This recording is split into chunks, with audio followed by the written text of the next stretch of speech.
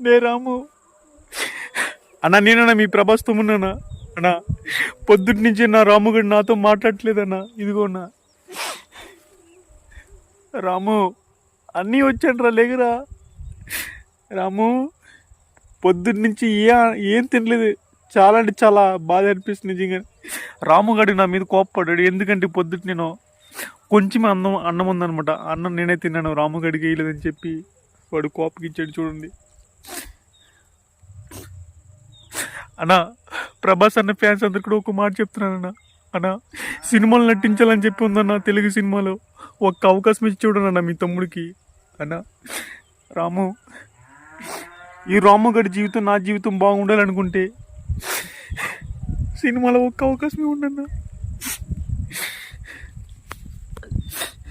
అన్నా,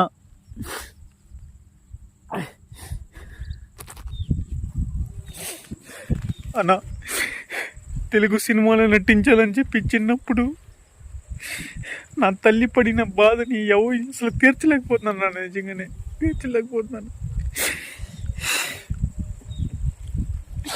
ఏడవడానికి కూడా కన్నీళ్ళు రావట్లేదన్న.